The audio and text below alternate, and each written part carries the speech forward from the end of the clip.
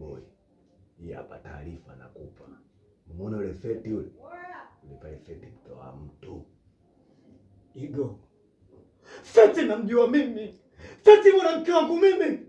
Ila lazimisha tuna familia yao. Aulewe. Lakini kwambie tu. Feti. Tahakikisha. Twende, sio shoti yako. Twende mwanangu. Kwa mwanangu, yani leo umesahau kama wewe rasi. Umesahau kama wewe marume niga doni. Au sio? Unalia mwanangu, unamwaga machozi. Mimi mwenyewe natamani ningewahi kupenda ujue. Mimi sijawahi kupenda unavyoniona. Mimi sina moyo ujue. Mwanangu ujue mapenzi, ujue najisikiaje? Ujue nafeli katika moyo wako kiasi gani? Mapenzi yananumiza. Ujue. Basi baridi mwanangu. Usio.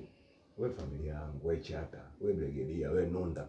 Afu mimi ujue mimi naishi kwa mfano wako wewe, lakini mfano huu hapa kuja kulia kwa sababu ya mapenzi mimi mimi sitaki. Lakini wewe mimi siwezi kukubali mwanangu na magachozi kama hivyo. Kwanza hii siri yetu mimi na yeye naishia ndani. Oya, kabu mnyao tu mwanangu, tuliza kubwaya mwanangu. Acha kulia. Mtaa wote unaoona kitaa chote hiki hapa. Oya, ukiuliza maniga nani tu ananijua. Oya.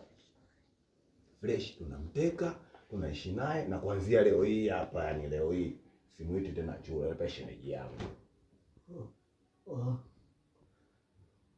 Sure. Oya, kula buyu relax mwanangu, acha kulia mwanangu. Ukilia na mimi nitalia hapo hapa kwa mizozo. Si unajua mimi naliaga kwa hasira. Mimi naweza nikalia nikachukua masofa yote hapa, nikafanya mazebeduka nikapiga kibiriti.